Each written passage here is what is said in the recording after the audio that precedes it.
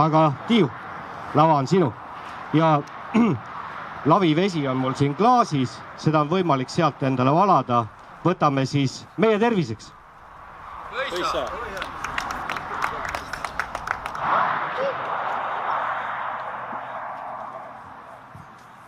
No tere, siin on kõik Eesti juurikad nüüd koos. Teie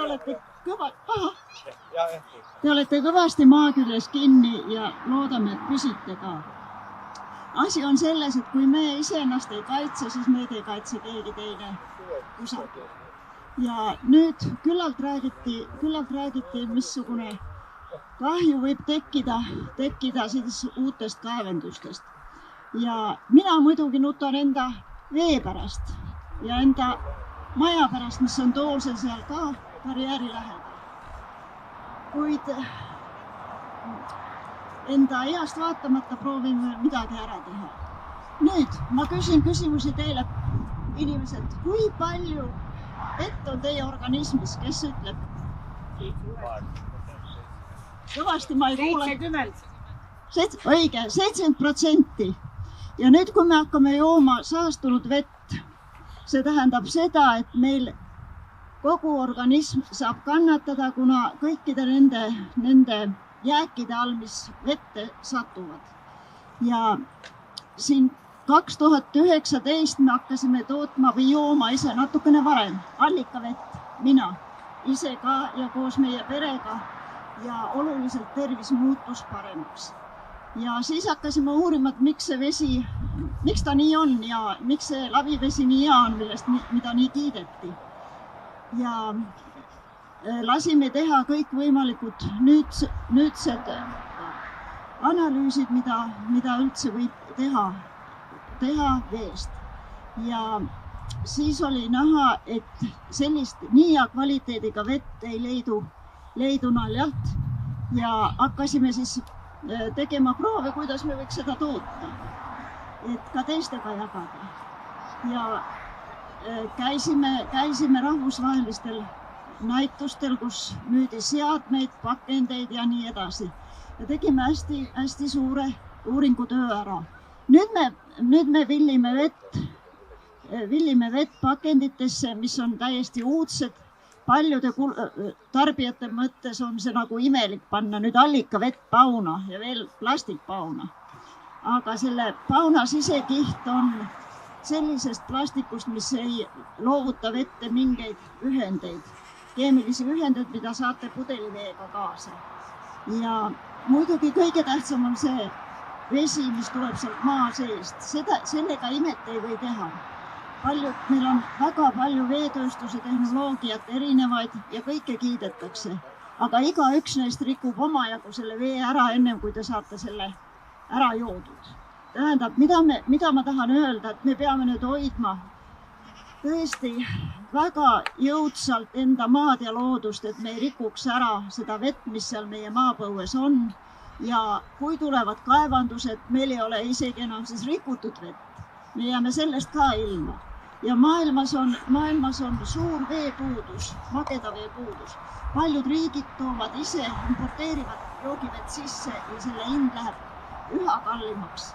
Ja mina arvan, et 10 aasta pärast on vee hind palju kallim, kui on mingi fosforiidi hind ja seda peab arvestama. Nüüd on siin riigil taga majanduslik ambitsioon, aga ta ei näe seda, et 10 aasta pärast ei ole seal võib-olla fosforiiti enam meil siin ei ole, kui kaevandaks 10 aastat, see lõpeb ära ja saab otsa ja muud väärtmetallid ka.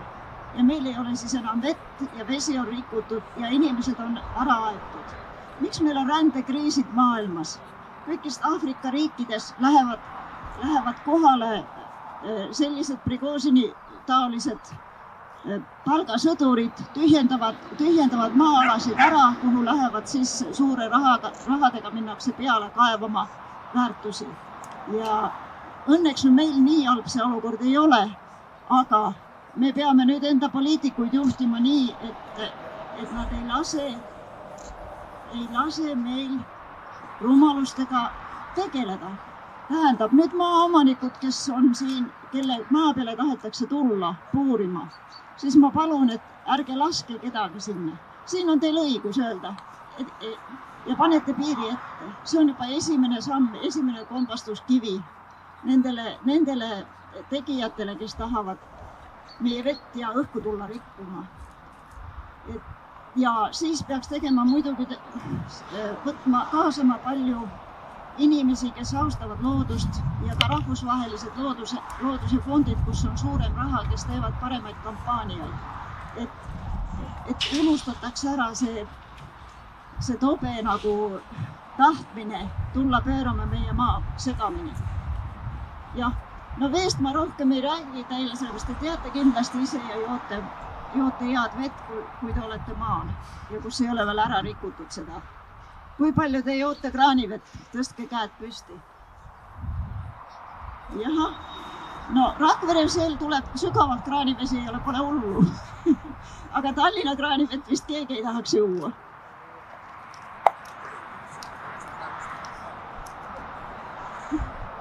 Okei, mida muud ma teile räägiks? Teate, kui palju me vajame vett üldse ööpäevas? Eesti elanikud, ise tarbijad. Palju te vajate ööpäevas vett, kui te tarbite kraanist või käite duši all, teete süüa, pesete pesu? Umbes 2 liitrit. Joogivett 2 liitrit. Ja joogivett ka? Joogivett 2 liitrit ja ülejäänud arvestada. Nüüd ma ei kuulnud. Ma ütlen igaks juhuks üle 90–120 liitrit. Meil on vaja vett iga päev. Ja kui meil see ära kaob, mis me siis teeme? Jah. Okei, mida ma veel teile head ütleks? No seda muidugi teate juba, et Ida-Virumaa vesi, see on rohkem kui mürk. Vabandust, Peep.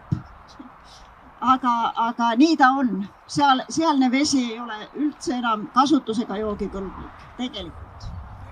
Meile seda kõike ei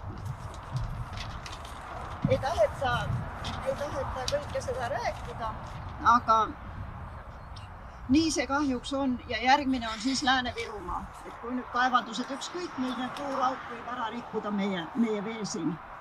Et ärgem siis laskem kedagi enda maa peale toimetama kõigepealt ja siis peame vaatama edasi, kuidas panna pidur ikkagi sellele tobedale rahaahnusele, mis ei tooda tegelikult mitte midagi. Ja see kaevanduste raha, kõik see raha läheb nagu nii mujale, see ei jää isegi Eestisse. Rääkimata siis, et meile kohalikele. Okei, nüüd aitab küll. Täna on räägitud. Nüüd jooge vett. Aitäh teile!